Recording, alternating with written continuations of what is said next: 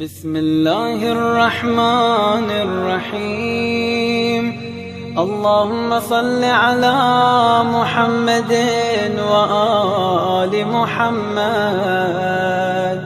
الحمدللہ۔ سرکار دو عالم نے 29ویں شعبان کو خطبہ پڑھا جس میں آپ نے فرمایا، اے لوگو، ایک بہت بابرکت مہینہ تم پر سایہ فگن ہونے والا ہے۔ اس مہینے میں ایک رات ایسی ہے جس کی عبادت 1000 مہینوں کی عبادت سے بہتر ہے۔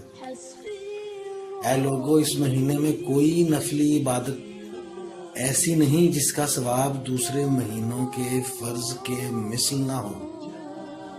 اس مہینے کے فرض کا ثواب دوسرے مہینوں کے 70 فرضوں کے برابر ہے۔ یہ مہینہ صبر کا ہے اور صبر کا بدلہ جنت ہے۔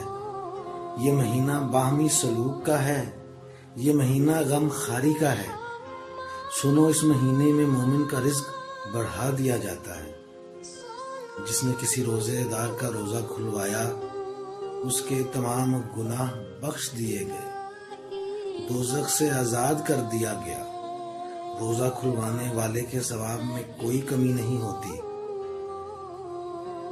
چاہے وہ روزہ ایک کھجور سے، دودھ اور پانی کے گھونٹ سے ہی کیوں نہ کھلوایا گیا۔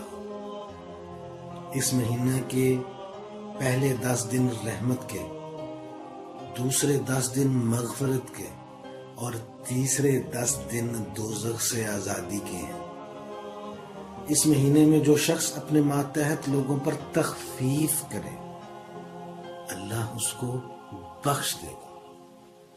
اس مہینے میں 4 کام بہت ضروری ہیں۔ 2 تو ایسے ہیں جن سے تمہارا پروردگار راضی ہو جاتا ہے، اور 2 ایسے کہ جن کے بغیر تم کو کوئی چارہ نہیں۔ ان میں سے پہلا کلمہ شہادت اور دوسرا استغفار کی کثرت ہے، تیسری جنت کی طلبی اور چوتھا دوزخ سے پناہ ہے۔